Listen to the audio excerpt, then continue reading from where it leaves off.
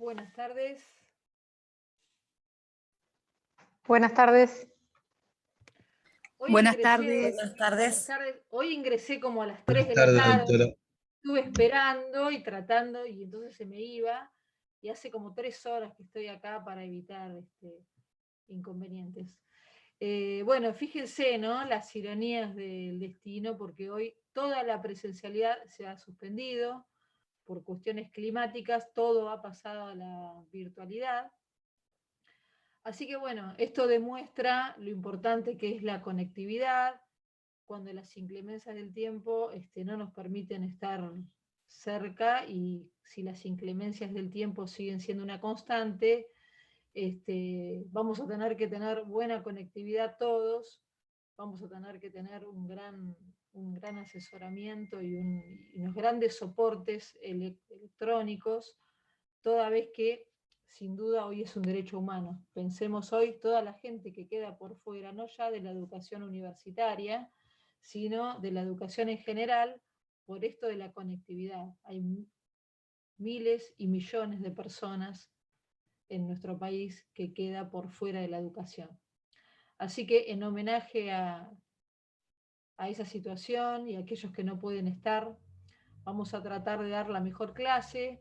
Por eso les pido que a todos aquellos que están del otro lado, entiendo las circunstancias personales, acá hay que tener una gran resiliencia y una gran capacidad de adaptación a estas situaciones, pero para los que están del otro lado y que pueden abrir sus cámaras, la clase es más fructífera y nos permite un mejor acercamiento y un mejor conocimiento. Por lo tanto, les pido que en la medida de lo posible, si esto no les complica la intimidad de ustedes, las abran a las cámaras. Ustedes saben que hay cátedras que toman lista o docentes que toman lista. Yo no tomo lista porque pienso que la clase les tiene que servir, es un complemento, y bueno, tampoco me sirve que estén porque yo tomo lista.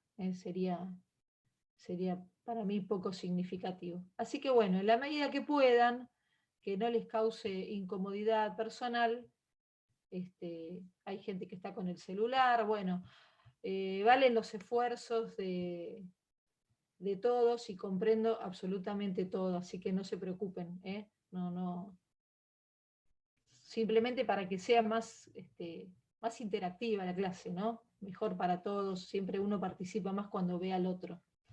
Así que bueno, hoy vamos a abordar un tema, vamos a seguir por supuesto con la unidad 5, casi ya les diría que a partir de la próxima clase vamos a concluirla, porque estaríamos abordando algún tema que nos quede hoy pendiente, probablemente lo relativo a los efectos del dominio imperfecto o revocable, o resoluble. Quizás nos quede algo relativo al dominio revocable o resoluble, y vamos a dar la próxima clase algo que se vincule seguramente con lo que quedó pendiente y con el dominio fiduciario. Y con eso cerraríamos esta a grandes rasgos. Siempre puede quedar algo por fuera o pendiente, sobre lo que ustedes pueden preguntar, por supuesto. Quedaría pendiente la unidad de límites al dominio, que es la unidad número 7. ¿Sí? Vamos a hacer una... ¿Hasta ahí están de acuerdo? ¿Hay alguna pregunta con esto que dije? ¿Sí? Yo no sé en qué estadio personal está cada uno de ustedes en el estudio de la materia. Seguramente estimo que están todos por posesión. Les reitero que lo ideal es que ustedes vayan siguiendo un orden propio y no un orden que se vincule con las clases, porque sí las pueden escuchar, pueden tomar apuntes, podemos trabajar con el código, es algo que yo les pido, que trabajen con el código, pero a veces el proceso de aprendizaje es más lento, entonces ustedes necesitan ir más lento e ir viendo las primeras unidades y no comenzar desde las 5. Esto, sobre todo para aquellos que ven por primera vez o están en este curso por primera vez. Sin perjuicio de eso, la idea es trabajar con el código. Esto lo digo porque hoy a la mañana yo pensaba que todos tenían el código en mano y algunos estudiantes no tienen el código. Y la idea es conectar los contenidos teóricos con el material que tenemos en el código, en el articulado del código. Así que en la medida de lo posible les pido que todos lo tengan a mano, ¿sí? Incluso también pueden interactuar conmigo, interactuar entre ustedes y algunas veces ayudarme a leer algún artículo. Bueno, vamos a hacer una síntesis muy breve de algunos aspectos algunas herramientas que vamos a volver a utilizar, que hemos visto en la clase anterior. Hasta ahora hemos visto una síntesis de la matriz del dominial o de la figura jurídico real del dominio. Vimos que el dominio es un derecho subjetivo de carácter patrimonial real, ¿sí?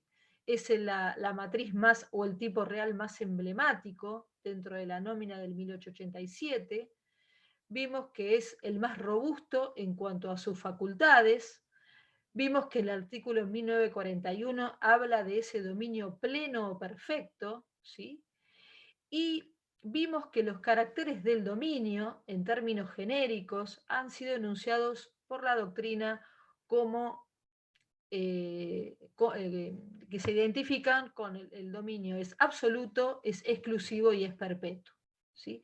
Esos son los caracteres que la doctrina tradicional ha enunciado en relación a la figura jurídico real del dominio. Vimos que ese artículo 1941, con el que comenzamos el encuentro anterior, implica la suma de potestades, la suma in re potestas, a la que hacían referencia los romanos, y esa suma de facultades alude a la característica de perfección o plenitud del dominio. El dominio siempre se presume pleno o perfecto, ¿sí? Hay una presunción de plenitud de la figura jurídico real del dominio.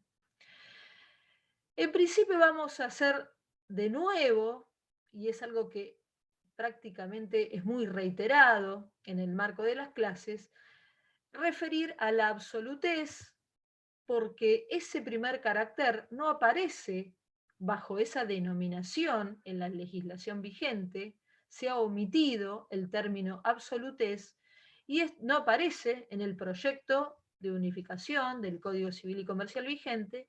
Vimos que había algunos sesgos en torno a esa terminología porque el término absoluto nos induce a pensar la cuestión del dominio desde distintas perspectivas. ¿Hasta ahí me siguen o hay algo que aclarar? Si voy muy rápido también me dicen, porque voy rápido porque es una síntesis de lo visto, ¿sí? No, se entiende, profesora. Bien. Muy bien. Y si no entienden alguna terminología o alguna frase, también me interrumpen, porque la idea es que ustedes se vayan familiarizando con la terminología. Entonces yo hago hincapié en eso. Vimos que ese término de absolutez entonces podía ser entendido como en sentido contrario a la, a la relatividad, perdón, o sea, absolutez como contrario a la relatividad, y ahí ustedes lo pueden vincular a la oponibilidad.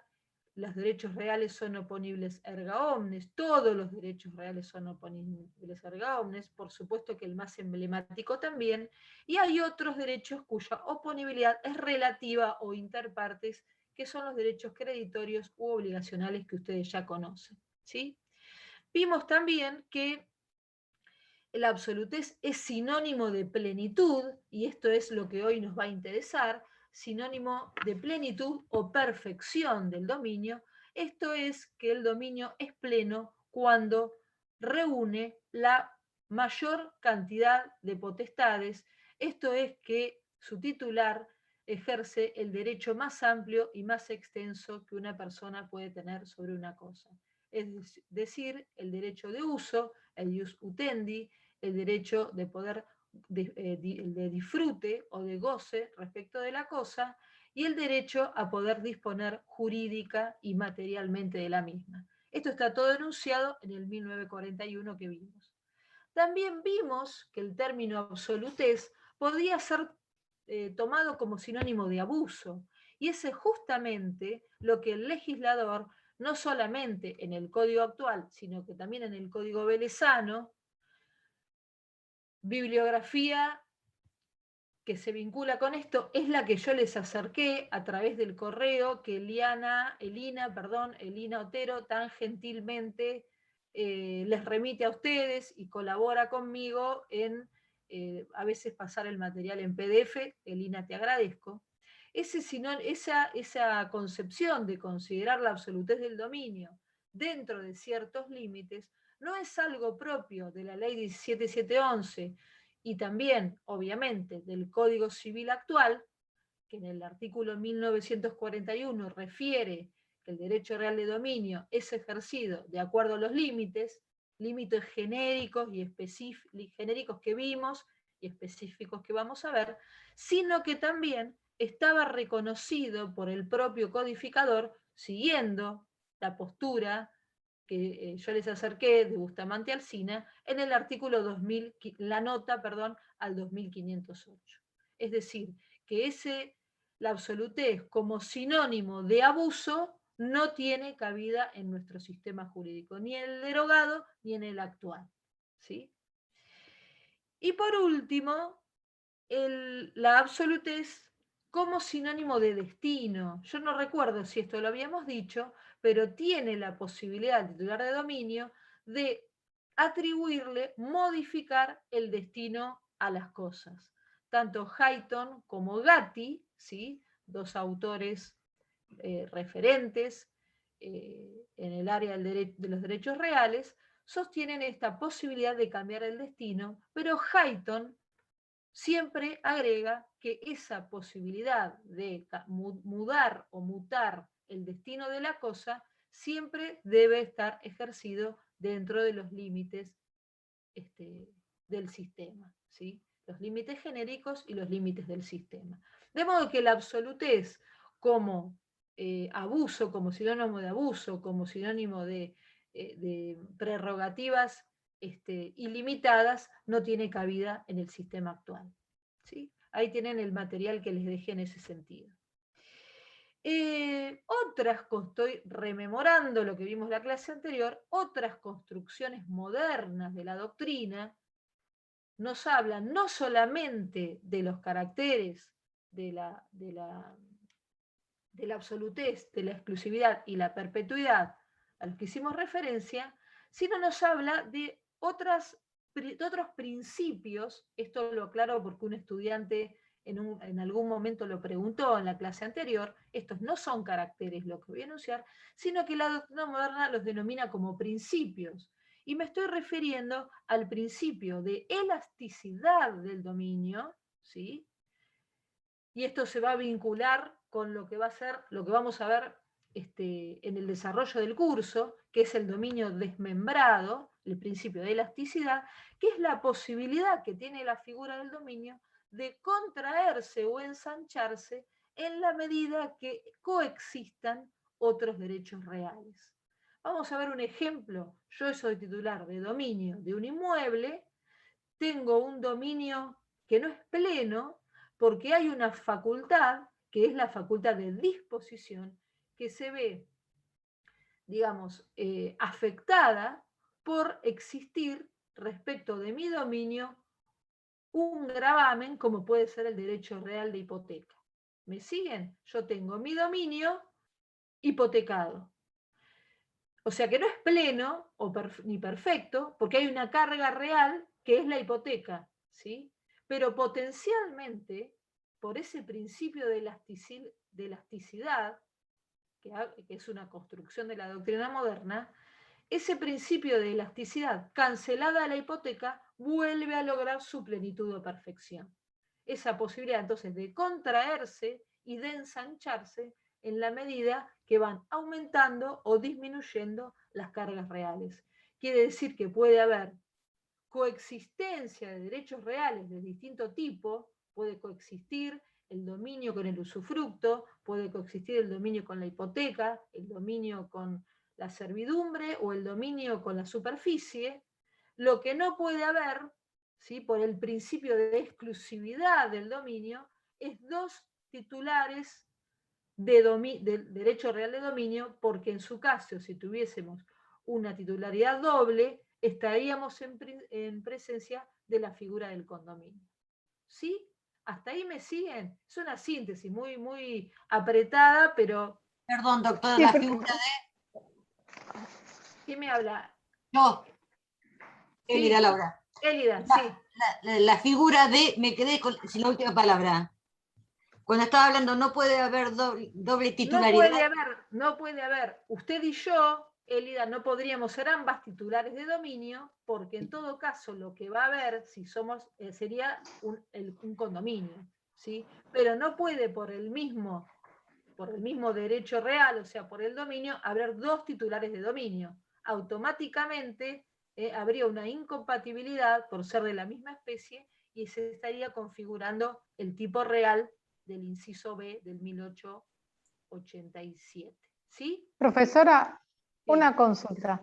Kipper lo menciona a lo que es la elasticidad, pero dentro de lo que son las facultades materiales, digamos, arranca hablando de lo que es el carácter absoluto y va desglosando facultades materiales, facultades jurídicas, y luego habla de la elasticidad, dentro de lo que es la absolutez. Pero sería un principio. Bueno, no sé en este momento cómo sería la frase. En todo caso, te voy a pedir, cuando esto ocurre, ¿sí? Porque hay que ver en qué sentido lo dice el autor y hay que ponerlo en contexto, pero el principio de elasticidad se vincula con esto, hay que ver en qué sentido lo dice. Cuando hay algo así que les pasa, le pueden sacar una foto a la hoja del autor y me la pueden mandar por correo electrónico y yo les puedo decir en qué sentido lo dice. Porque no es que esté Kipper mal y yo lo que digo yo está bien, ni lo que digo yo está mal y lo que Kipper dice, por supuesto que sabe mucho más que No, yo. dice exactamente Sino, dice lo mismo que dijo usted, nada más que lo estructura como un carácter. en realidad, a ver, todas estas cuestiones, por eso yo aclaré que clásicamente, cuando digo clásicamente, digo la doctrina clásica, enuncia los caracteres del dominio, los vincula con la absolutez, con la perpetuidad y con la exclusividad. Pero bueno, hay principios que se vinculan con estos caracteres. En este caso, tal vez lo que quiere decir Kipper, yo lo imagino, pero si me lo manda Celina, lo aclaramos bien, es que la elasticidad se vincula con la absolutez porque puede haber algún derecho, alguna facultad que hace al contenido del derecho real de dominio que a veces puede estar afectado por la coexistencia de otro derecho real. Entonces, tiene vinculación, porque, a ver si me siguen, llevando al ejemplo que les di, esa elasticidad del dominio hace que si hay un dominio desmembrado, ¿me siguen? Por haber un derecho real de hipoteca, ese desmembramiento va a influir en las facultades o en el contenido de mi derecho, que ya no va a ser perfecto, sino que va a ser un dominio imperfecto. No quiero confundir al resto, pero si Elina leyó esto, se vincula con esto que estoy diciendo. Yo creo que Kipper está queriendo referir a eso, que por supuesto todo está vinculado, pero no es un carácter, es un principio. Los distinguimos así para que no se confundan que los tres caracteres enunciados por la doctrina clásica es la absolutez, la exclusividad y la perpetuidad. ¿Sí? Y los otros son principios. No solo el de elasticidad. ¿Está bien, Elina? Sí, no quería confundir yo. De hecho, él le enumera los mismos, dice los mismos caracteres. Lo que pasa es que dentro de cada uno habló de elasticidad.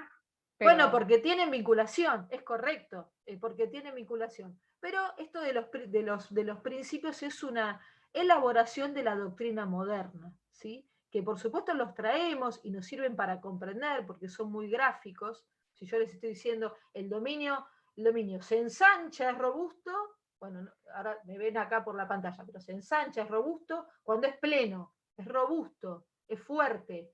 Y se contrae cuando va disminuyendo su contenido, su absolutez. Entonces, este principio se vincula, ¿sí?, también con la absolutez tomada en el sentido de contenido. Porque yo tengo un derecho pleno y robusto y perfecto cuando no hay una carga real, no hay ningún gravamen, no hay otro derecho real superpuesto. pero se contrae en la posibilidad de poder disponer cuando hipoteco, porque ya no es tan pleno, ¿sí? Entonces tiene vinculación ese principio de elasticidad. ¿El resto comprende lo que estoy queriendo significar? ¿Sí? Sí, Bueno, Profesora, Sí, perfecto. una pregunta. Mirna, buenas tardes. Mirna, acá está. Cuando hablamos de dominio desmembrado, no me queda claro qué sería. ¿Por qué desmembrado? Ahora lo vamos a ver, Mirna, ahora vamos a verlo, porque claro, esta apreciación que estoy haciendo yo la estoy adelantando ante la pregunta de Lina, pero ahora vamos a ver cuándo el dominio es desmembrado. El dominio desmembrado, te lo adelanto, es un dominio imperfecto. Es un dominio imperfecto, porque hay algo, desmembrado es algo que se abre, digamos la literalidad del término, ¿sí? Es algo que no está pleno, no es robusto, está desmembrado. Ahora vamos a ver el ejemplo, pero no es pleno, es imperfecto. ¿Sí? Bien. ¿Hasta ahí? ¿Alguna otra pregunta? Profe, cuando se refiere al contenido del dominio, que se ensancha o se contraen, se refiere a las facultades que da el dominio. Por ejemplo, que en el caso de la hipoteca, la carga real lo grava y no permite que pueda disponer del bien. Exacto, O sea que es no lo que no es dije absoluto recién, desde ese punto de Mariano. vista. Es lo que dije Perfecto. recién. Bien. Ya no es, claro, en realidad es menos pleno, ¿sí? O es imperfecto, porque habría una carga real. Ahora, cuando avancemos con el articulado, les va a cerrar. Lo que me está gustando, y les agradezco, es que están atentos a la terminología, porque alguna les es familiar y otra todavía no. Pero estar atentos a la terminología empieza a dar visos de que están comprendiendo, sin perjuicio de que ustedes tengan mucho que leer después, pero les va a ser mucho más fácil leer si hacen este esfuerzo desde ahora por comprender, por ejemplo, en el marco de la clase. Así que bien, vamos bien. Y después el otro principio que estaba ahí, que había quedado flotando y que habíamos hablado y que después vamos a recuperar cuando veamos otro tipo real, es el principio de verticalidad del dominio, que trata de explicar este principio, la extensión, ¿sí?, física del dominio, y habíamos hablado de que los romanos decían metafóricamente que el dominio se extiende hasta el cielo y el infierno. Es una expresión metafórica y no es real, que lo vamos a recuperar en dos situaciones. Cuando veamos límites al dominio, que se los voy a dar yo en la unidad 7, y cuando veamos el derecho real de superficie. Pero los enunciamos acá. ¿Y por qué los enunciamos acá? Y bueno, porque estamos viendo la figura más paradigmática y más emblemática que es el dominio. Entonces tenemos principios, construcciones modernas de la doctrina y caracteres, estos tres: absolutez, exclusividad y perpetuidad. ¿Sí? Los distinguimos así, pedagógicamente o didácticamente los distinguimos así.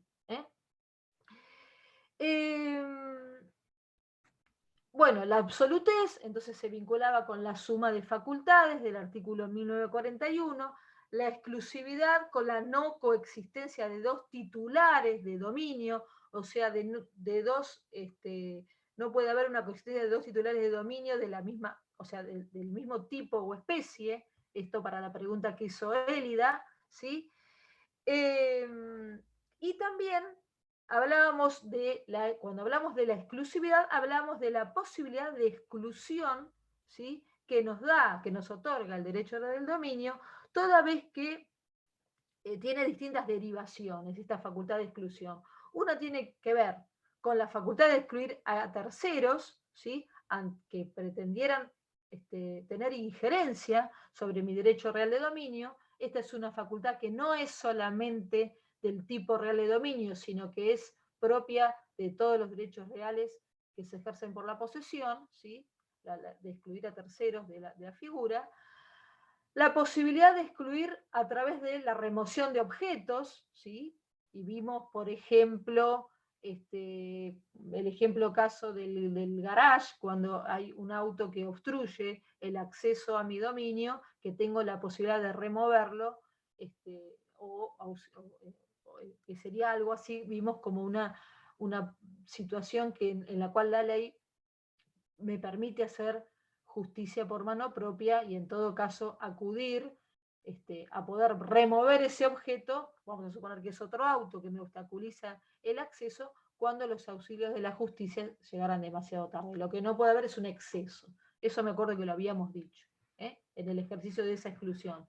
Y por último, otra manifestación de esa exclusión era el derecho que tienen los titulares de dominio a poder encerrarse, ¿sí?, dentro de los límites de su dominio, y esta facultad se conoce como medianería, que lo vamos a ver también más adelante y que lo vamos a recuperar, pero lo enunciamos acá, ¿sí? Lo enunciamos, este es el momento para anunciarlo o para enunciar. Y por último, el dominio es perpetuo en términos del artículo 1942 cuando no tiene límite en el tiempo y subsiste con independencia de su ejercicio, ¿sí? Entonces, estos tres caracteres, la existencia de estos tres caracteres, nos dan la pauta de la existencia de un dominio perfecto o de un dominio pleno. Entonces, como contrapartida a este 1941 y a todos estos caracteres y principios que vimos en la clase anterior, vamos a contraponer un artículo que ya referimos y que ya trajimos a modo de anuncio, que es el artículo 1946. Ante la existencia de un dominio perfecto o pleno, son sinónimos perfecto o pleno, tenemos el anuncio que hace el legislador en la norma del artículo 1946, es decir, que tenemos un dominio imperfecto o también se llama menos pleno, ¿sí? Entonces contraponemos el pleno o perfecto contra el menos pleno o imperfecto. Y dijimos en la clase anterior, y creo que habíamos dejado por ahí el tema, es que se trataba de un anuncio. ¿Y por qué es un anuncio? Porque a partir del 1964, vamos a tratar lo que es el dominio resoluble o revocable. En el capítulo dedicado a los contratos, vamos a ver el contrato de fideicomiso, donde se regula el dominio fiduciario, ¿sí? Y después, en cada una de las cargas reales son los otros tipos reales, vamos a ver que hay una regulación específica para cada carga real o para cada tipo real.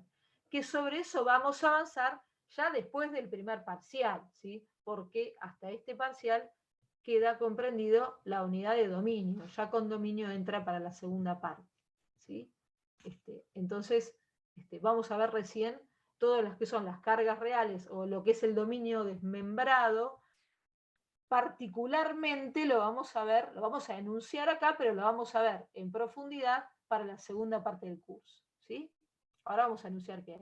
Ahora miren cómo el código, como contrapartida a este 1941, nos anuncia, el legislador nos anuncia el 1946. Y dice, dominio imperfecto. El dominio es imperfecto si está sometido a condición o plazo resolutorio o si la cosa está agravada con cargas reales. Y acá hace una remisión a una regulación que está contenido en el artículo 1964.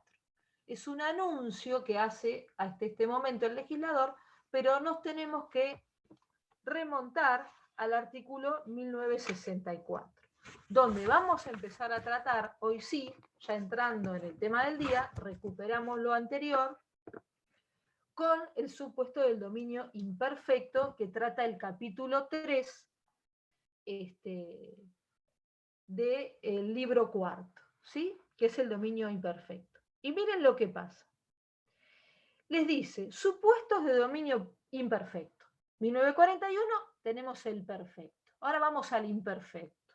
Les dice, son dominios, fíjense y estén atentos a la terminología, son dominios, o sea, usa el plural el legislador, son dominios imperfectos, otra vez utiliza el plural, les dice el revocable, ¿sí? El dominio revocable, que algún sector de la doctrina también lo conoce como resoluble, es el mismo, son sinónimos, ¿sí? Ahora vamos a hablar sobre esa disquisición terminológica, dominio revocable o resoluble, ¿sí?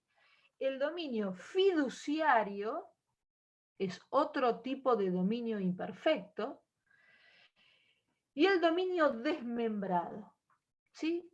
O sea, que el legislador prevé 3 tipos de dominios imperfectos.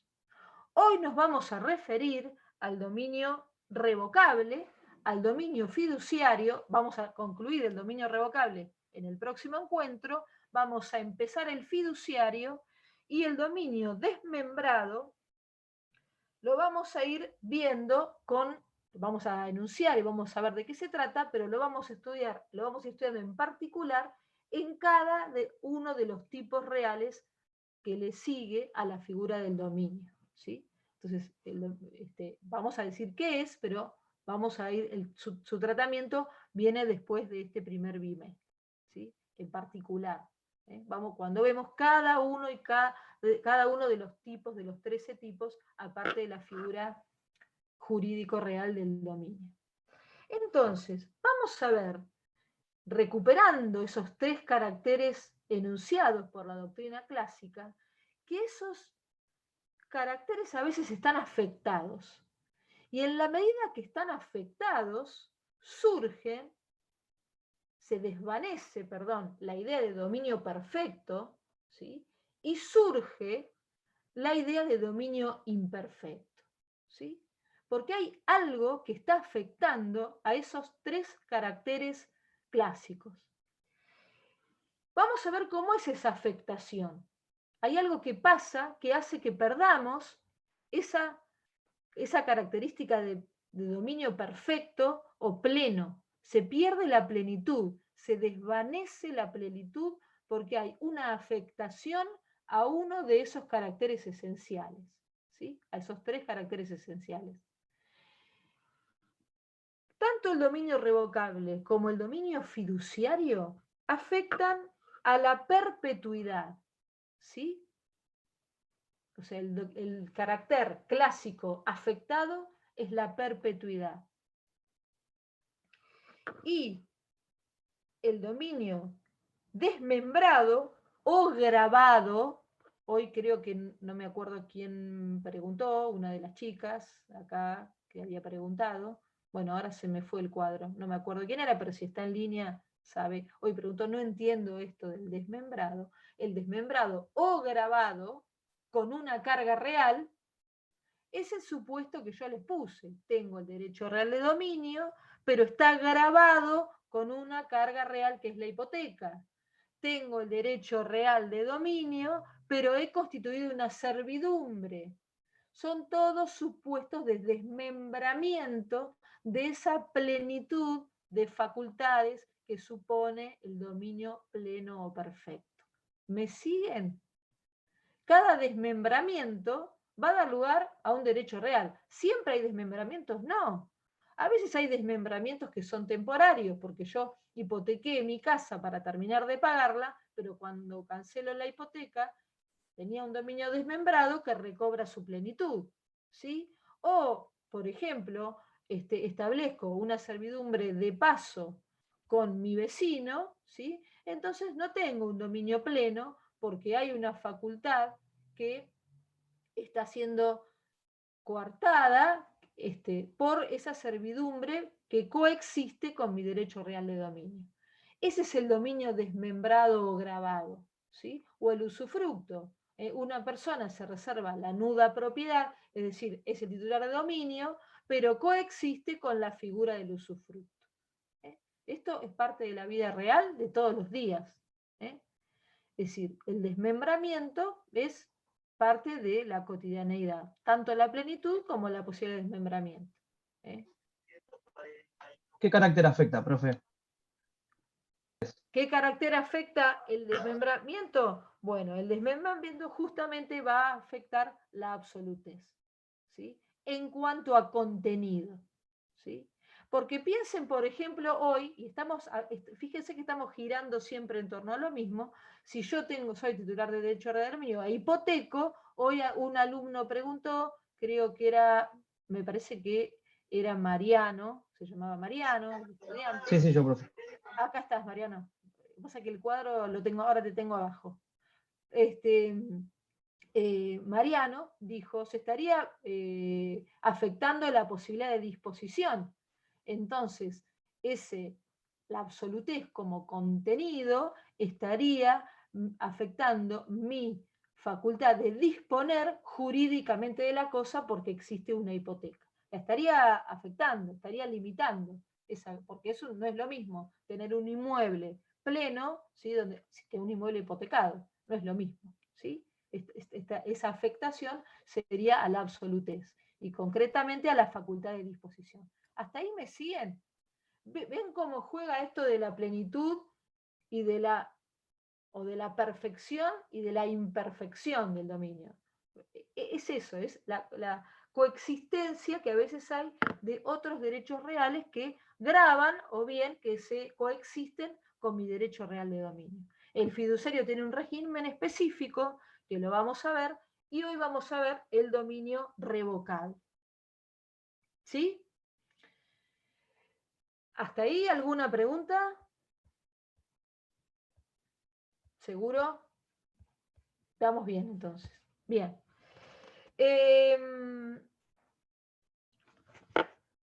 Vamos a ver ahora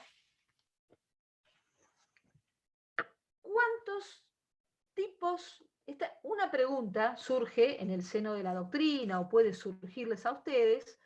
¿Cuántos tipos de dominio imperfecto existen? Bueno, vimos que los tipos de dominio imperfecto que existen son tres, ¿sí? El revocable o resoluble, el dominio fiduciario y el dominio desmembrado o gravado. La pregunta que podrían hacerse es, ¿podrían existir otros dominios imperfectos que no sean estos tres enunciados por el sistema? Bueno, no podrían existir. ¿Por qué?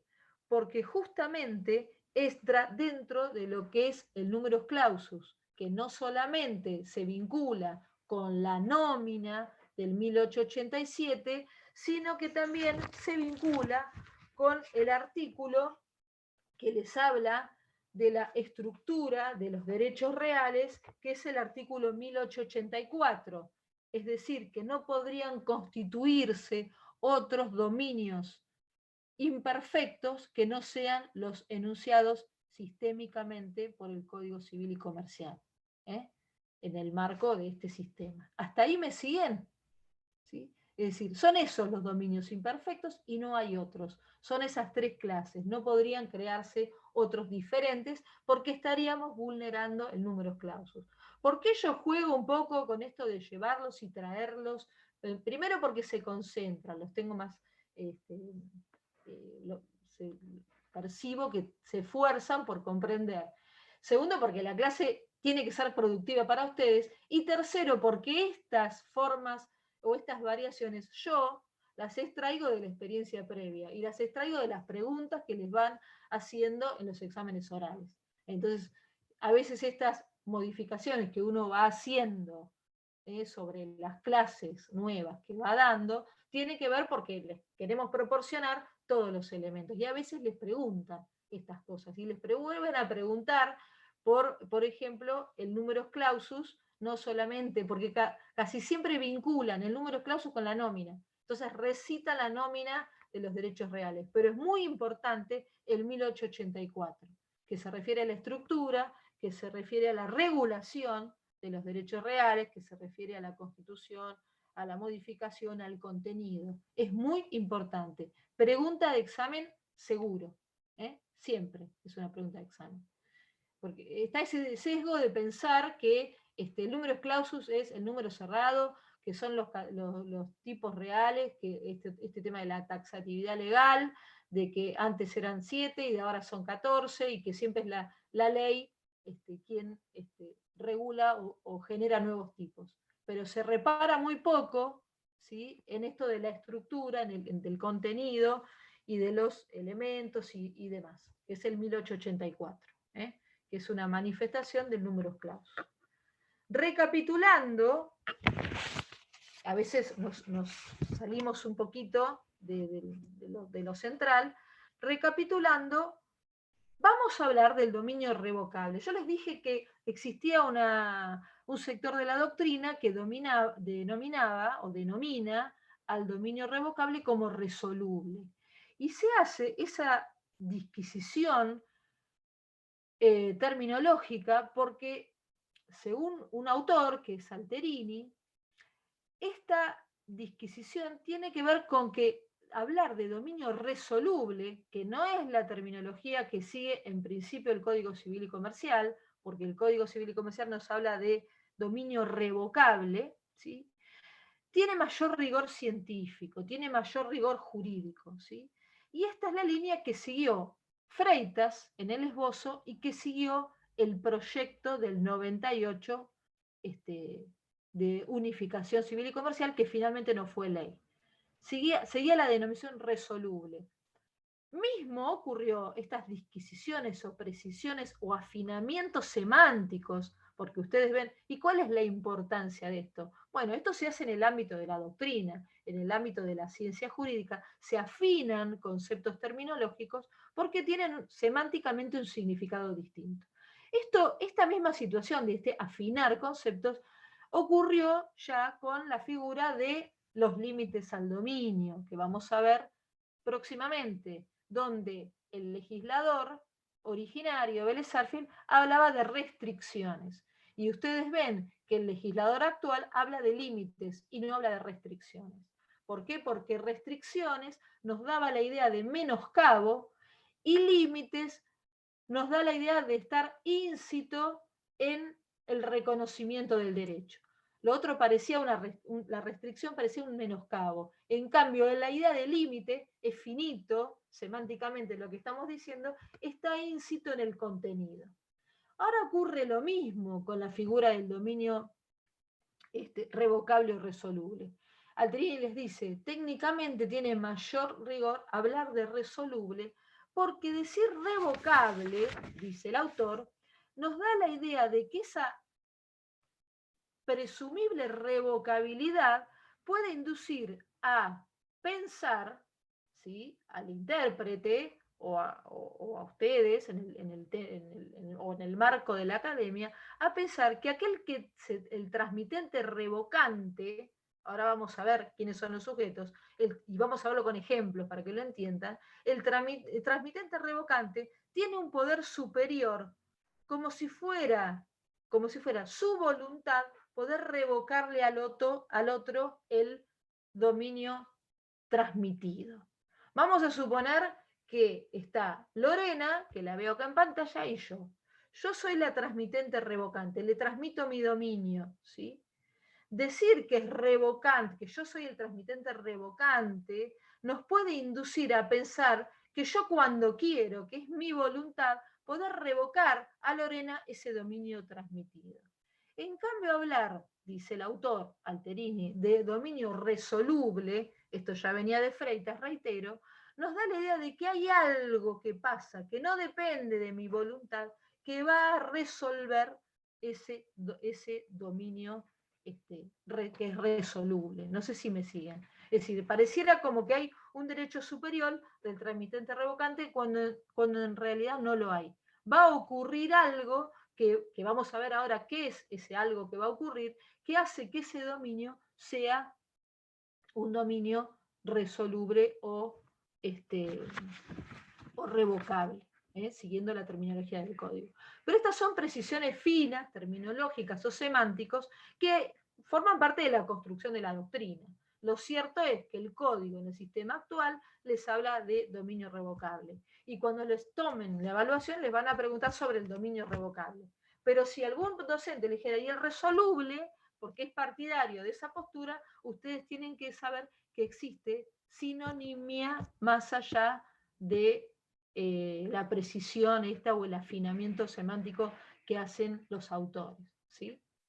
Esto lo aclaro porque no todos leen del mismo autor Y algunos se empiezan a confundir, desmembrado, grabado, es el mismo, es otro. Y eso es lógico que ocurra, ¿sí? Porque están aprendiendo y están en el pleno aprendizaje de la materia, y si los docentes nos equivocamos, y nos equivocamos seguido, ¿sí? Es lógico que aquel que está iniciándose en el curso le ocurran estas dudas, entonces empiezan a confundir, a decir, esto no lo tengo en mis apuntes, habrá otro, y empiezan, no. Yo siempre les aclaro todas las posibilidades de las denominaciones que pueden tener, porque según el autor va a tener otra denominación. Igual siempre nos referimos al texto vigente, al texto de la ley vigente. Fíjense que para fundar o argumentando esto de que la denominación resoluble sería más propicia, según Alterini, o sería más adecuada, o sería la correcta, el mismo legislador, en el artículo 1969, ¿sí?, vacila, o sea, duda, y habla de dominio resuelto. Esta expresión del legislador, que está señalada en el artículo 1969, creo que es, sí, 1969 casi infine, ¿sí?, al final, les dice el titular del dominio resuelto. Esta expresión del legislador es la utilizada por este sector de la doctrina para decirnos que la denominación correcta sería dominio resoluble, y no revocable. Es el mismo legislador que después habla de resoluble. Entonces, bueno, eso le sirve como argumento para su postura, ¿sí? Vamos a ver qué es esto que va a pasar y qué es lo que caracteriza a este dominio revocable o resoluble. Va a ocurrir que este dominio revocable o resoluble, según el artículo 1965 del Código Civil y Comercial, es el sometido a condición o plazo resolutorio, a cuyo cumplimiento el dueño debe restituir la cosa a quien se la transmitió. Siguiendo el ejemplo de Lorena y yo, para no decir de yo y Lorena, ¿sí?, de Lorena y yo, vemos que acá yo le transmito a Lorena, soy la transmitente revocante o resoluble, pero hay algo que no depende exclusivamente de mi voluntad, que va a hacer que, una vez cumplida,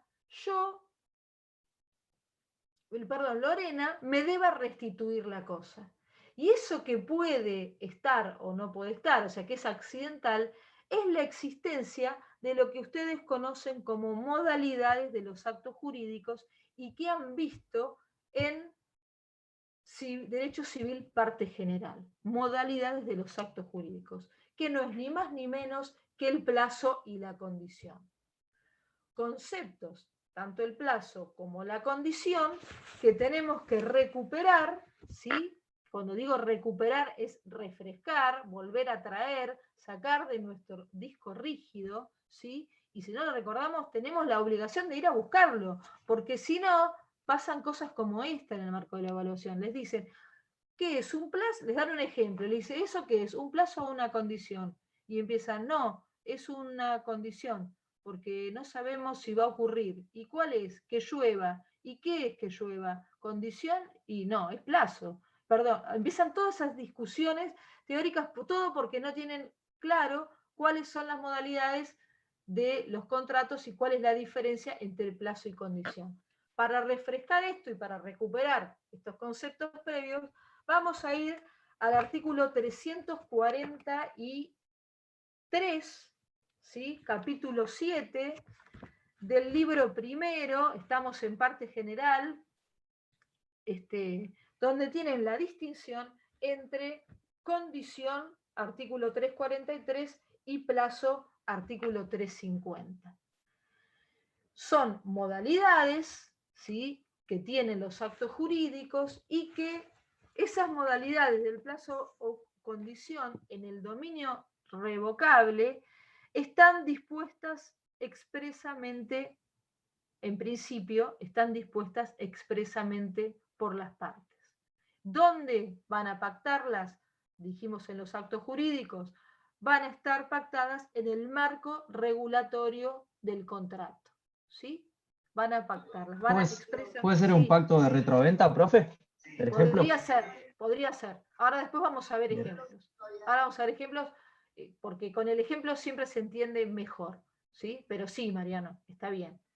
Entonces, ven cómo es la dinámica. Son las partes, esas modalidades que pueden o no estar, porque si no están esas modalidades, tenemos un dominio pleno, ¿sí? O perfecto, pero si están, vamos a tener un dominio imperfecto, porque esa transmisión por actos entre vivos, estoy hablando de una transmisión por actos entre vivos, con el ejemplo de Lorena, yo le transmito mi dominio a Lorena, ¿sí? Pero si acaece una condición o un plazo que ha sido previamente estipulado, ese dominio que yo le transmití va a tener que volver hacia mí, va a volver a mí, por llamarlo de alguna manera. Es decir, va a tener que volver a ese dominio, queda resuelto, ¿sí? Porque vuelve al transmitente revocante.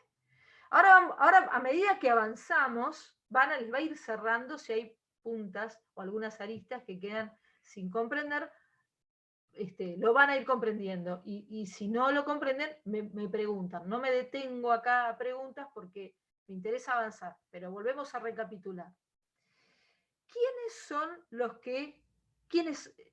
son quienes disponen estas modalidades? Bueno, en principio dije las partes, expresamente en el marco regulatorio del contrato, o podría ser implícitamente la ley. Un supuesto de dominio que daría lugar, no un supuesto de dominio, sino un supuesto que daría lugar a un dominio revocable o resoluble, podría ser el previsto por la ley implícitamente en el artículo 1569, cuando habla de ingratitud de las donaciones, o podría ser la inejecución de cargos del artículo 1570. A propósito de este último ejemplo de la inejecución de cargos del artículo 1570, tienen el material que les envié a través de ELINA, que habla de los distintos supuestos, creo que son 2, de donación que se le hiciera al Museo de Bellas Artes de la Ciudad de Buenos Aires en razón de la donación de determinadas obras pictóricas, cuando el incumplimiento de los cargos da lugar a un dominio revocable o resoluble por incumplimiento de los cargos a cargo del donatario, ¿sí? La intención de esos fallos, que siempre tienen carácter ilustrativo, siempre tienden, como les dije en esa remisión, tienden a que ustedes puedan vincular la teoría con la práctica y vean que eso que se estudia en teoría forma parte de la realidad. Y a veces la realidad la tenemos en nuestra propia vida cotidiana, con el vecino de al lado, con el museo al que asistimos, y todas estas cuestiones son parte de la vida. Los derechos reales no forman parte de un estudio exhaustivo que los agota y les parece la materia inaccesible o difícil, sino que es más fácil entenderla cuando lo vinculamos con la vida de todos los días. Algunas cuestiones serán más familiares que otras, no sé, más familiar puede ser una hipoteca que una servidumbre o que una anticresis, pero todo tiene que ver con la realidad y está vinculado con la realidad. Ahora cuando avancemos con ejemplos vamos a ver otros casos. Pero les quiero decir que esos fallos no son fallos que les van a tomar en el marco del examen, no les van a preguntar cuál es el fallo, porque no están dentro del programa, forman parte de mi clase y el material está abierto a todas las comisiones, ¿sí? Esto yo lo manejo en el marco de mi clase y en el marco del correo electrónico, pero lo pueden compartir con gente de otras comisiones, obviamente, pero lo hago solamente para ilustrar la teoría, para que ustedes puedan aplicar esa teoría y ver. Después están las particularidades del fallo, si opusieron la prescripción, si no importa, solamente son ejemplos, a modo de ejemplo es esa jurisprudencia. Bueno, Entonces tenemos que el origen de esas modalidades puede ser tanto las partes como puede ser la ley. Esas cláusulas, cuando son expresas, ¿sí? Cuando están insertadas por las partes, forman parte de una derivación de la autonomía de la voluntad que tienen las partes en materia contractual, y por eso decimos que esas modalidades son accidentales. Cuando decimos que son accidentales es que pueden estar o no estar. Entonces ustedes ven cómo se vinculan y cómo se entraman todo lo que tiene que ver con la materia contractual con los derechos reales, porque a veces el contrato como causa fuente de los derechos reales. Y estas modalidades son accidentales. Hay márgenes de autonomía en donde las partes pueden, en la transmisión de derechos reales, insertarlas o no insertarlas, ¿sí? Vieron que decimos que los derechos reales, el orden público permea o campea el ámbito de los derechos reales, y hay márgenes de autonomía de la voluntad. Bueno, poder introducir modalidades, ¿sí?, dentro de lo que es un contrato, bueno, está en la cual hay una transmisión inmobiliaria, ¿sí?, porque ven cómo todo se superpone y se conecta, bueno, estaría dentro de esa posibilidad de ejercer la autonomía de la voluntad. Entonces tenemos que una persona, ¿sí?, transmite un bien a otra, transmite el dominio a otra, y está sujeta su duración a una condición. Entonces, esa sujeción a una condición afecta el carácter esencial y clásico de la perpetuidad, porque en principio el dominio está destinado a durar indefinidamente en el tiempo. Sin embargo, acá no, hay una afectación a ese carácter esencial. Entonces yo, por ejemplo, le dono mi estudio jurídico a Mariano, ¿sí?, hasta tanto y en cuanto, con la condición de que mi hijo, o hasta tanto y en cuanto mi hijo se reciba de abogado. Yo lo transmito, ¿sí? Automáticamente soy la transmitente revocante, y automáticamente Mariano es el titular que tiene las mismas facultades, la plenitud de facultades que cualquier otro titular de dominio. Pero si mi hijo se recibe de abogado, establezco esa condición, ¿sí?, en el caso de cumplirse, ese dominio vuelve a mí y yo recupero ese dominio pleno, ¿sí? Es una condición, porque que se reciba de abogado puede o no ocurrir, ¿sí? No es un plazo. Entonces sería un plazo si yo digo, si se recibe en los próximos 3 años, entonces ahí sería un plazo, ¿sí? Pero en este caso no, puede o no ocurrir, ¿eh? Puede o no ocurrir.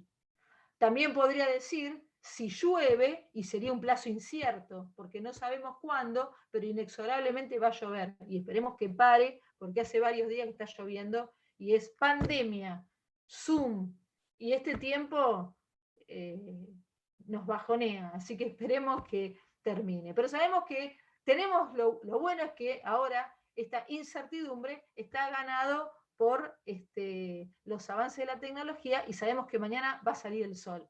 Además no cursan, por lo menos reales no cursan, con lo cual el sol sale para todos. Así que bueno. Perdón, La diferencia, doctora, sí, una sí. preguntita, me quedé con... Entonces la hipoteca tiene las dos, plazo y condición. Porque teóricamente uno lo hace en cuotas, si la va pagando bien, o se termina cuando se paga la totalidad de la hipoteca. La condición es pagarla. Bueno, Elida, ahí no estamos en un supuesto de dominio revocable, ahí estamos en un supuesto de dominio desmembrado. Desmembrado.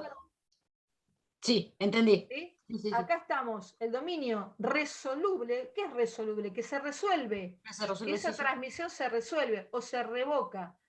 Hacemos esa disquisición. Revocable es lo que dice el código. Resoluble es lo que prefiere un sector de la doctrina. Pero se resuelve esa transmisión porque ocurrió el cumplimiento de un plazo o porque acaeció ese acontecimiento incierto que es la condición, que es, en el ejemplo que les di, que mi hijo se reciba de abogado.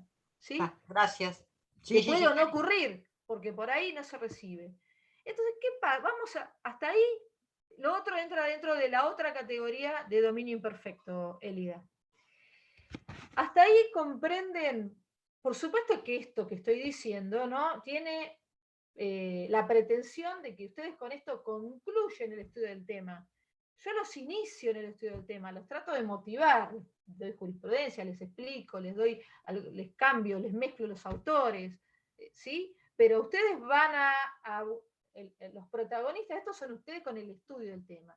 Si el estudio del tema, el material complementario y el pequeño aporte que es la clase no entienden, siempre tienen que preguntar y seguir preguntando. Pero no es que acá sacan todo. Pueden sacar algunos tips, como se dice ahora. Che, preguntan esto, fue por acá. Es como que yo les voy marcando un poco la hoja de ruta. Pero el viaje lo hacen ustedes. Y yo voy atrás, alentándolos, guiándolos, por acá sí, por acá no. Pero ustedes son los que conducen.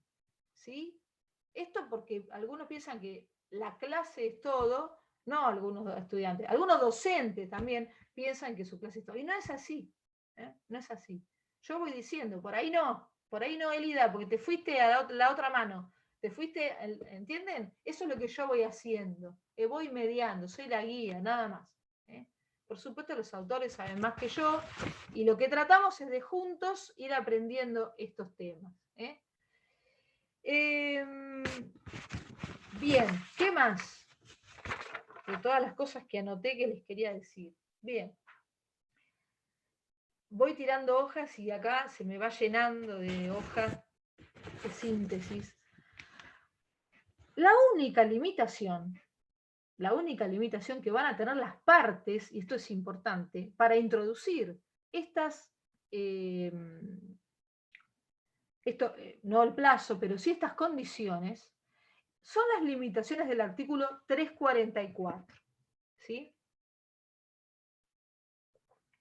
Tanto el 342 o el 343, el 344 que vamos a leer, ustedes, 343, 350, condición y plazo, ustedes, ya sea en el Código Velezano para los que estudiaron parte general con el Código de Vélez o los que estudiaron con el Código actual, cuando las leamos les van a ver que las tienen en la mente.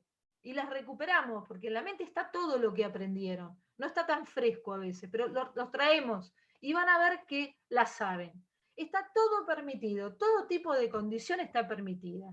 Que mi hijo se reciba de abogado, que llueva si es un plazo, que, como decían antes, que las naves vengan de Asia o que venga una embarcación de Asia, eran ejemplos académicos, que algunos lo recordarán. Lo único que no está permitido son las condiciones del 344, que son las condiciones prohibidas. Esto ustedes lo vieron en parte general, y lo ven en parte general porque hace las modalidades de los actos jurídicos, que son temas transversales a todo el derecho privado. Son temas que los van a utilizar en obligaciones, en contratos, en reales, en familias. La transversalidad de las modalidades de los actos jurídicos. Lo mismo ocurre con las nulidades. Esos temas se ven ahí y después atraviesan, ¿sí?, vertical y horizontalmente todo el campo jurídico. Entonces, dentro de las condiciones prohibidas, miren cuáles tenemos, y ahí las van a empezar a recordar. Van a tener que es nulo el acto sujeto a un hecho imposible. Un hecho imposible, tocar el cielo con las manos, ¿sí? Es el ejemplo académico, es imposible, de cumplimiento imposible. Hoy, por lo menos, es imposible. Llegar en 1 hora a la luna, hoy es imposible, pero tal vez dentro de unos años no lo sea. Lo que es imposible hoy, tal vez no lo sea en otro momento. Entonces, es imposible. Lo que es contrario a la moral y a las buenas costumbres, o está prohibido por el ordenamiento jurídico, o que depende exclusivamente de la voluntad del obligado. Es decir, es lo que se conoce como condiciones puramente potestativas. Esas condiciones están prohibidas. Para decir, por ejemplo, en el ejemplo siguiente, en el ejemplo que yo les di, siguiendo el mismo ejemplo, yo les podría decir, bueno, yo le transmito mi bien a Lorena, tomando a Lorena siempre como ejemplo, siempre y cuando mi hijo decida si se inscribe o no a la carrera de Derecho. Es puramente potestativo, depende si él quiere, si se levanta con ganas de hacerlo o no. Es puramente potestativa, no tiene ningún valor. Porque no depende del acaecimiento de un hecho futuro e incierto. No existe, no tiene que acaecer nada, tiene que depender solamente de sus ganas. ¿Sí? Si se levantó, puramente depende de su potestad. Esas están prohibidas. Ese es un límite, ¿sí?, a esta autonomía de la voluntad de introducir estas variables o estas supuestos de condiciones a los actos jurídicos o a los contratos. Esas están prohibidas. Y también otras prohibidas que se tienen por no escritas, y acá también van a recordarlo, porque esto seguro que lo vieron, son las que vulneran las libertades de las personas. Por ejemplo, es vivir siempre en el mismo domicilio, ¿sí? Yo le transmito un bien a Élida siempre y cuando ella se comprometa a vivir siempre en la calle, no sé, Garay al 345. Por supuesto que esto atentaría contra la libertad de Élida de poder mudar de domicilio, por lo cual esa condición es una condición prohibida. O que sostuviese la religión católica, también atentaría contra su libertad de culto o su libre elección, entonces también sería prohibida. O que no se case nunca. Entonces, bueno, algunos lo verán como una salvación y otros lo verán como que atenta contra su libertad. Pero lo cierto es que jurídicamente atentaría contra su libertad. Esas están prohibidas. Esos son límites.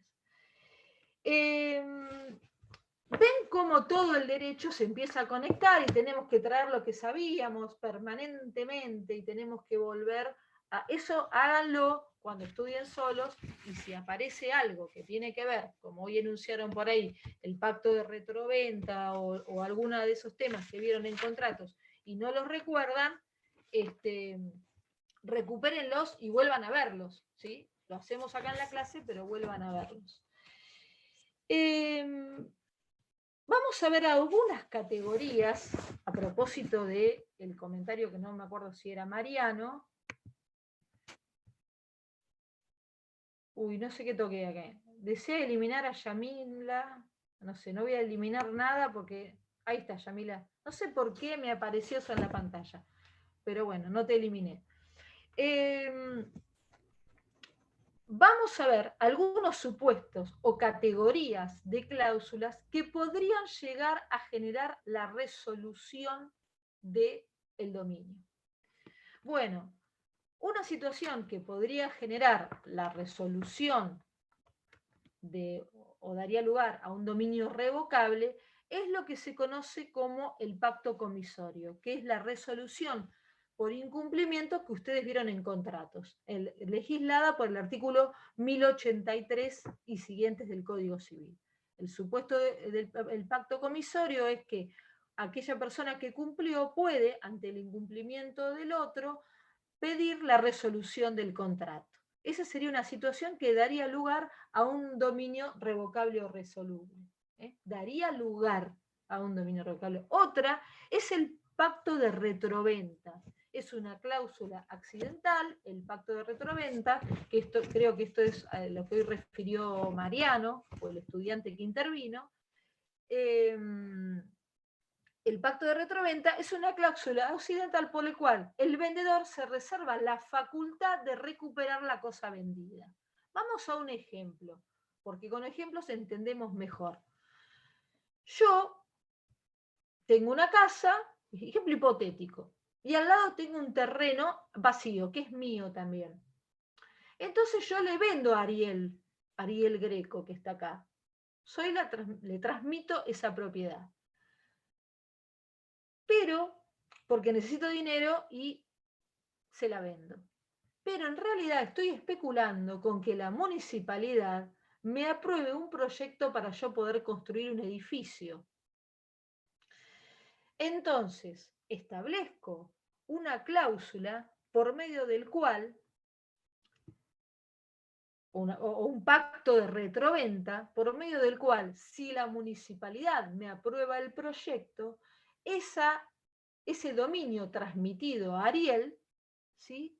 Yo ejerzo ese pacto de reventa y si en un lapso determinado la municipalidad me aprueba, yo constituyo ese dominio resoluble o revocable en la persona de Ariel. Es decir, le transmito el dominio a Ariel, pero como estoy especulando, la municipalidad me aprueba ese proyecto y a mí las posibilidades se resultan mucho más fructíferas de que yo pueda construir ese edificio, entonces lo transmito con esa condición, con esa cláusula o pacto de retroventa.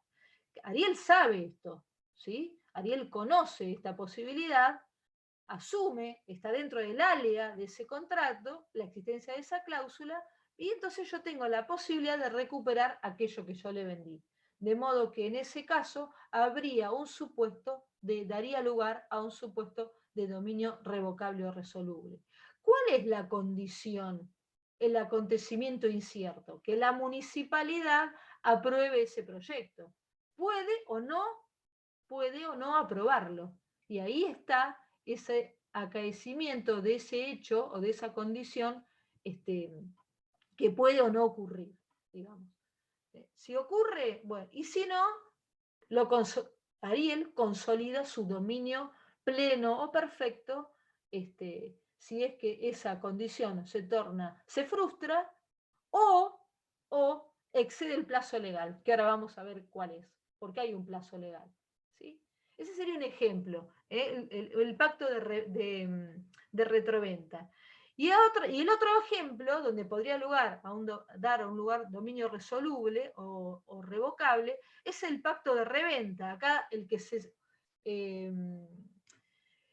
reserva esa facultad es el comprador. Se reserva la posibilidad de poder devolver aquello que compró. Entonces vamos a otro ejemplo. Vamos a pensar, por ejemplo, que Paola, que la tengo ahí en línea, hola Paola, ¿cómo estás? Paola me dice, mira Eugenia, yo voy a comprar el terreno que está ahí al lado, pero en realidad yo quiero comprar en la vereda del Sol. Así que, y el dueño no me vende.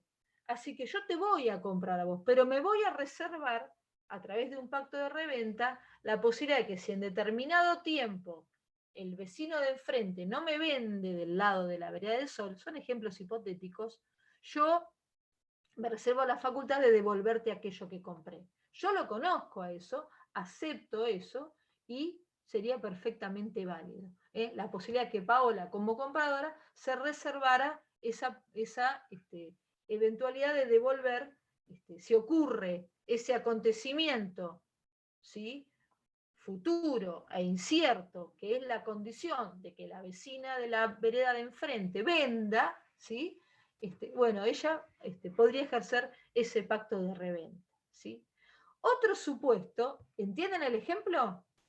Eso estaría dentro de la autonomía de la voluntad, esas posibilidades están dentro de lo que son las alias del contrato, y por supuesto que resuelto el dominio, bueno, le deberá devolver el precio, podrá entrar otra etapa de negociación distinta, pero en principio sería factible y daría lugar a un dominio revocable o resoluble.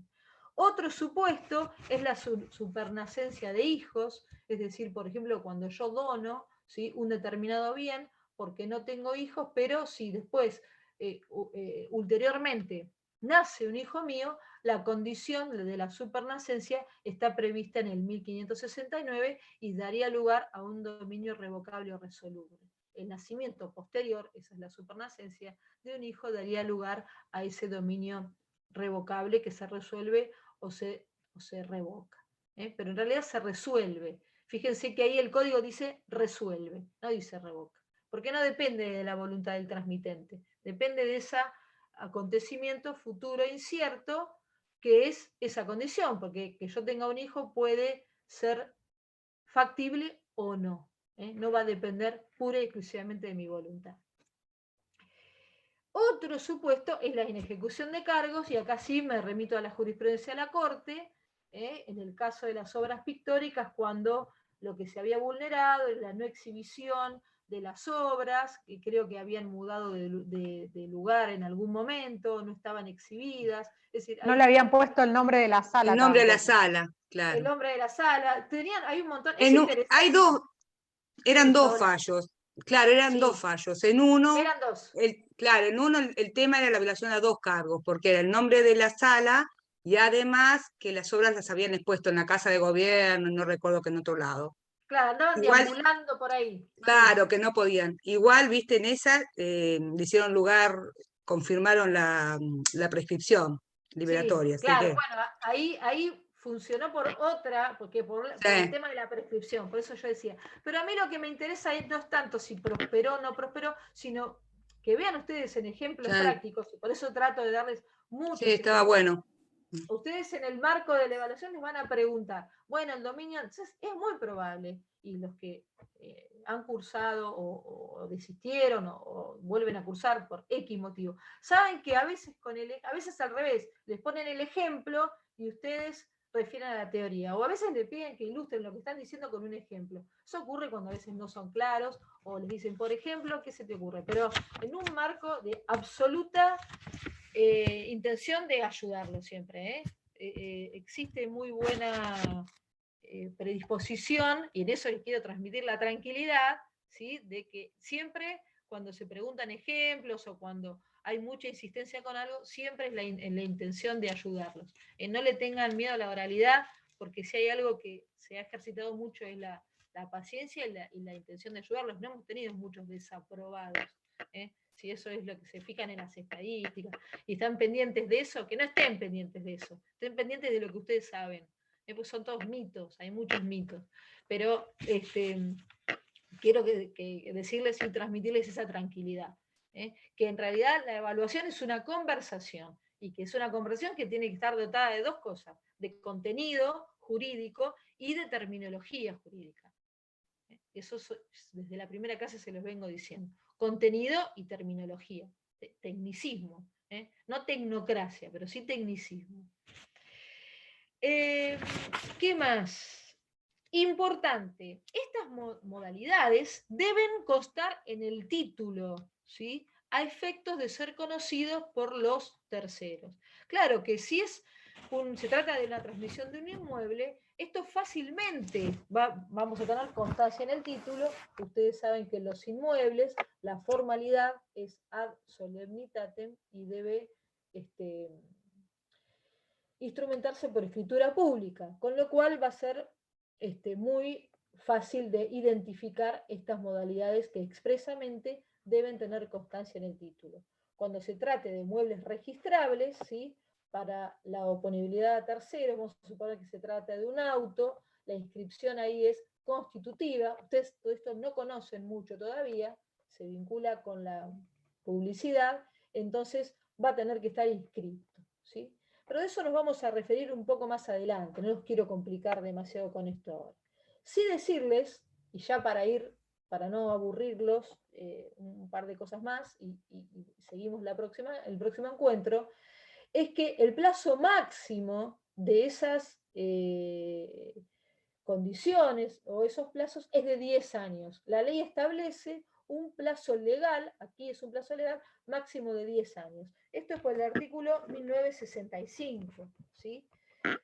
¿Cuál es el fundamento de que existen plazos legales? La ley establece plazos legales máximos. Bueno, el fundamento es diluir la incerteza, ¿sí? Que a veces genera tener la adquisición de un dominio sometido a una incertidumbre constante. Entonces, una forma de acotar esa incertidumbre es estableciendo plazos legales máximos. Son 10 años. Si las partes pactan 12 años o 15 años, se acota a 10.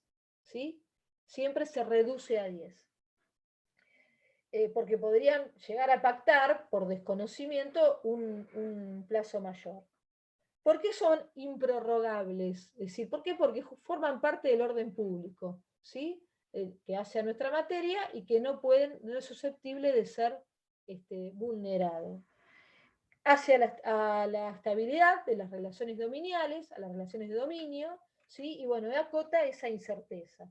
Y además, por algo importante que dijimos al principio de la clase, es que trata de favorecer la perfección del dominio del artículo 1941. Siempre hay una tendencia al dominio perfecto pleno, ¿sí? Y esa tendencia justamente está vinculada con el plazo. Siempre hay una tendencia a volver a recuperar, y acá sí ves, Elina, cómo se vincula con esto del principio de elasticidad, en ese sentido, a recuperar ese dominio pleno, ¿sí? Ese dominio perfecto. Se contrae, se reduce alguna de esas, de la perpetuidad, se afecta la perpetuidad, pero el plazo hace que otra vez recuperemos ese carácter afectado y estemos en presencia de un dominio perfecto o pleno. Siempre hay una tendencia a la perfección del dominio, y el plazo se vincula con esa perfección. ¿Cuáles son los sujetos intervinientes en el dominio revocable o resoluble? Bueno, el transmitente o revocante, ¿sí? Claro que este término revocante, para los que piensan que el dominio debería llamarse resoluble, acá es donde dicen, transmitente revocante pareciera que depende de mí, revocarlo, pareciera que depende de mí que mi hijo se reciba de abogado. Y no depende ni de mí ni siquiera de él. Dependerá de él en alguna medida, pero puede que no. Entonces, es una condición que puede o no ocurrir, ¿sí? El dueño revocable, estén atentos a los verbos para no confundirse, revocante y revocable. Revocable nos da la idea de un potencial, de que está íncita la posibilidad de ser revocado, revocable, puede o no ocurrir, ¿sí? Puede o no ocurrir, puede que se reciba o no. Si no se reciba y estamos llegando al año 10, por supuesto que se va a consolidar en cabeza del dueño revocable, el dominio, y es el que se va a consolidar, va a tener el dominio perfecto pleno. Y si no, siempre está latente esa posibilidad, hasta tanto acaezca esa condición, ese hecho incierto, o hasta tanto se dé el cumplimiento del plazo de los 10 años. ¿Qué más? ¿Qué más? ¿Qué más? A ver. Creo que hasta acá quedarían pendiente. Esto les quiero decir. El dueño revocable, entonces, es el sujeto, es el titular. Eso es importante. Sepan que el titular, porque una vez un estudiante me preguntó, ¿pero entonces hay dos titulares en el dominio revocable? No. Hay un transmitente y hay un titular del dominio revocable. El dueño revocable es el titular, es el dueño, es un verdadero dueño, ¿sí? Solamente que está latente esa posibilidad de poder resolverse su dominio, pero es un dueño, es un dueño como cualquier otro, es el verdadero dueño, les dice por ahí Alterini y la doctrina, es el verdadero dueño. Como nos va a quedar algo que tiene que ver con los efectos, y quiero ser bien puntual, es muy cortito, nos quedaría algo muy sencillo, yo voy a detener la clase acá, casi estamos cerca de las 8. ¿Por qué? Porque les quiero puntualizar los efectos. Entonces, eso lo vamos a ver en los primeros minutos de la clase próxima, y después vamos a referirnos al dominio fiduciario. Sí les voy a pedir que aquellos que no leyeron la jurisprudencia la lean, porque les va a venir bien. Y si ustedes pueden hacer una lectura, aunque sea veloz, un rato antes, si no llegaron a estudiar solos este tema todavía, de los conceptos hasta acá dados, nos van a ayudar, porque vamos a establecer algunas diferencias entre el dominio revocable o resoluble y el dominio fiduciario. Entonces, para poder establecer las diferencias, tenemos que recuperar aquello que ya vimos. Entonces, si les parece bien, no sé si hay alguna pregunta hasta acá, los dejo en libertad de acción. Profe, lo que quedaría serían los efectos de la revocación. Los efectos de la revocación, que ya les voy adelantando, que son retroactivos, pero bueno, vamos a puntualizar, y algo que tal vez no dijimos de formas, pero vamos a puntualizarlos la próxima clase, para no llenarlos tanto de contenido. prefiero que se queden pensando, porque las dudas vienen después, no vienen ahora, y después recapitulamos con los efectos. ¿Sí? ¿Les parece bien? Sí, sí, Bueno, buenísimo. Muchas gracias. Buenísimo, espero muchas que gracias, sea profe. positivo y los dejo a disfrutar del tiempo libre. Bueno, Hasta luego, Gracias, gracias. profe. Buenas gracias noches. a Adiós. todos. Gracias a Chao, ustedes. Hasta pronto. chicos. Chao.